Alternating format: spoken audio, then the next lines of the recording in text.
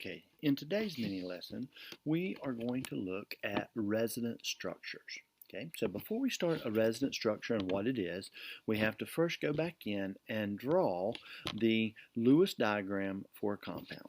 The compound that we're going to do, and I'm going to erase this right here, and I'm going to use a carbonate ion.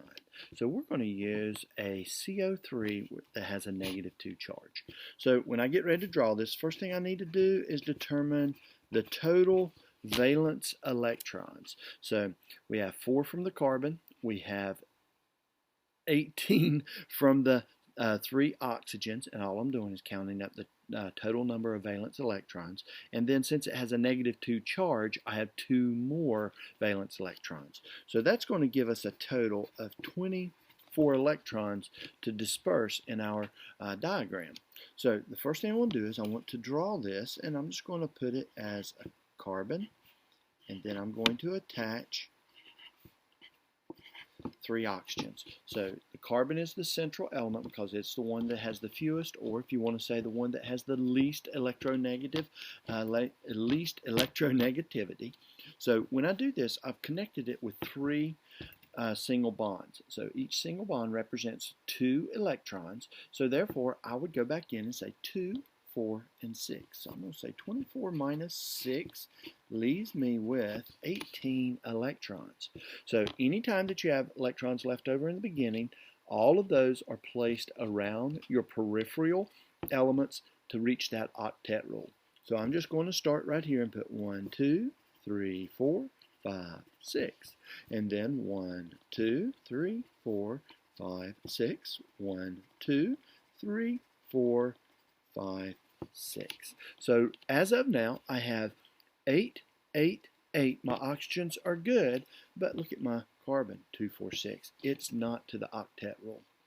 That's fine. All we have to do is take a pair of those electrons that were dedicated only to the oxygen, shift it over, and use a double bond right here, and now those 2 are shared between them.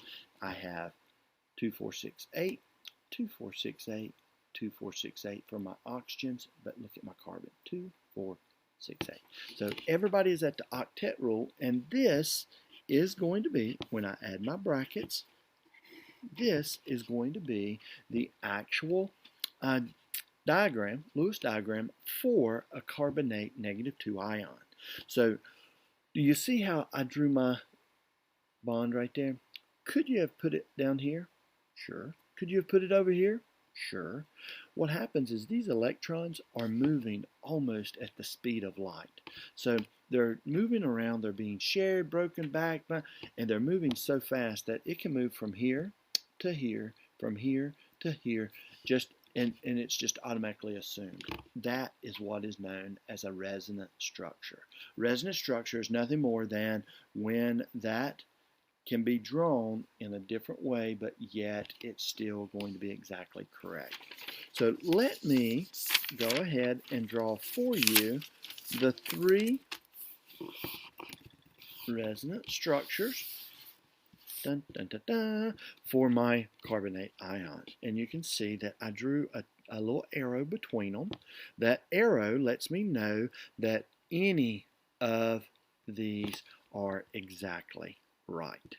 So that is going to be the 3 resonance. So guys, what you have to do is any test that I give you, the AP exam, if they say draw the resonance structures, then you look at this and you notice where, and it's usually going to be a double bond, where that double bond could appear elsewhere.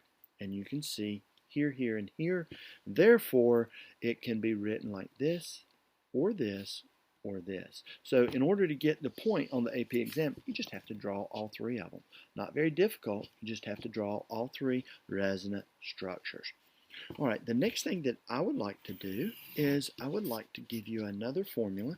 This is going to be nitric acid. So I get HNO3. So if I wanted to draw the Lewis diagram of this, again, I would have to figure out my valence electrons, and I would just simply say 1 for the hydrogen, 1, and then I have 5 for the nitrogen, so that's 6, and then I have 18 for the oxygens, so again I have 24 electrons. So I'm going to put my N here, an oxygen, an oxygen, an oxygen, and a hydrogen. So guys, this is my nitrate, okay? So that nitrate is going to be with this oxygen right here, okay? Yes. So when I do this, I come back around and say, well, how many have I used? 2, 4, 6, 8. So I'm going to say minus 8. 24 minus 8 leaves me with, this time, 16 electrons. So I'm going to come around and I'm going to put 1, 2, 3, 4, 5, 6. 1, 2, 3, 4, 5, 6. That's 12, 13, 14, 15, 16. So when I do this, at this point, my hydrogen, as y'all know, duet rule, so it's good and it's satisfied with that sharing of those two. This oxygen has 2, 4, 6, 8. It's good. This oxygen, 2, 4, 6, 8. This oxygen, 2, 4, 6, 8. So you say, well, what about the central nitrogen? That central nitrogen does not have but 2, 4, 6 electrons. So what we would have to do is just simply say, shift it to here, and that would be it. And you say, okay, that's good. That's what it looks like. Well, you always have to be looking for a resonant structure. And you can see that in this case, do you see how this oxygen is the same as this one? That double bond could be from here or it could be here. So it could be written as, and I'm just going to draw the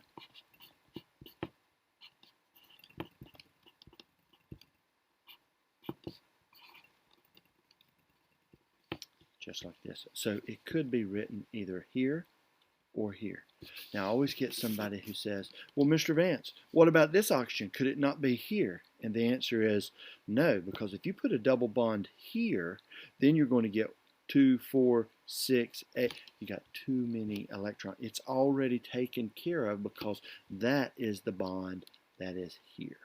So you wouldn't try to put a double bond over there. All right, so it'd be here or here.